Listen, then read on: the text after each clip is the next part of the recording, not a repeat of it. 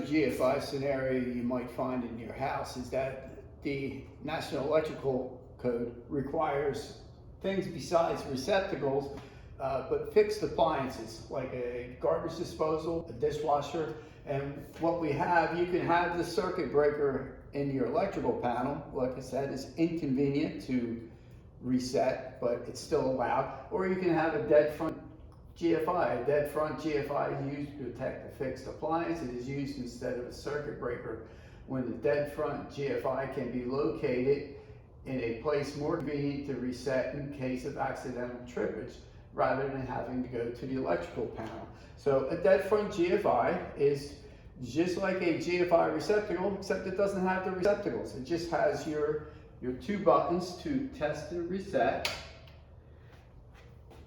So now your dishwasher and your disposal, normally they would plug into a receptacle underneath the sink. This way the receptacle and the plug is your disconnecting method, all right? So now if the dishwasher has a ground fault and it trips this here, now you may see this, some electricians will put this, it'll be right on the countertop. It may be someplace else, but it's an easier way to reset it instead of having to go to the electrical panel. You also might find these on if you have a bathtub upstairs that has the circulating pump in it, all right? Where after you're done, you change it. That's not a spa or hot tub. That is something different. This is normally referred to as a hydro massage tub, where you drain the water after you're done. The pump circulates the water around. But you may see that there's a dead front GFI somewheres that controls that. But if it does trip, you don't have to go to the electrical panel. You can just reset it up in the bathroom someplace.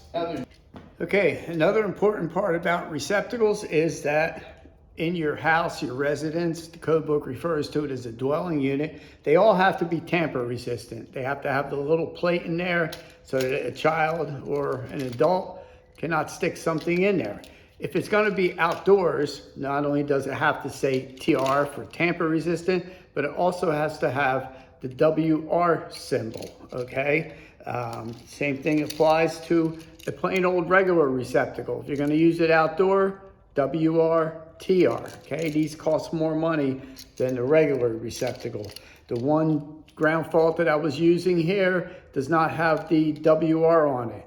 This is acceptable for inside the house. You can use it in a bathroom. You can use it in your kitchen or in the basement.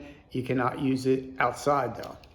Okay, I'm outside here with a outdoor receptacle, and you can see the bubble cover here says extra duty on it.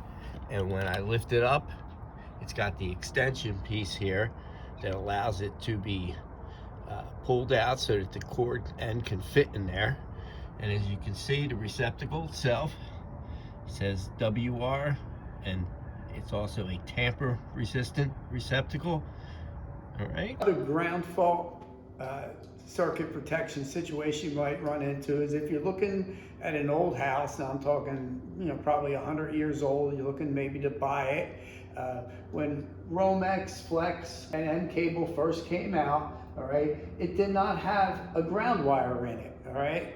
It was just a black and a white wire with no ground, or even older houses that have knob and tube wiring, which is pretty much non-existent today. But anyway, there's no ground available, so you would see two-prong receptacles. What the code book allows you to do, if you can find either the first receptacle or put a ground fault circuit breaker in to the electrical panel that'll protect the whole circuit. Since there's no ground in here, you would hook your black and your white wires up to the line side of the receptacle if you're using a receptacle, up to the receptacle, and then put the receptacle downstream on the load side. But the code book requires you that where you put the ground fault receptacle, that you have to put a sticker on there that says no equipment ground, because when you plug a tester in, as you can see, I only get the one light. Remember back in the electrical tester segment, this indicates that there's no ground available. But remember, ground fault protection monitors the current between the black and the white. So if there's an imbalance, the ground fault receptacle, like I showed you in part 1 of this presentation, will trip off. Now what that allows you to do is downstream now, you can put in a 3-prong receptacle. And as you can see, it's protected by the upstream ground fault. But it will not trip now because there's no ground available unless a ground fault occurs. Right now there's no ground fault because the black and the white, the current is equal by that little light there. But if you were to trip the ground fault, it will trip off, providing you the protection.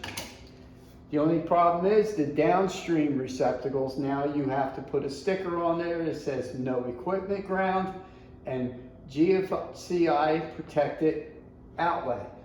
These little stickers, they come with your ground fault receptacles. They're in the box so that you can put them downstream of the receptacles.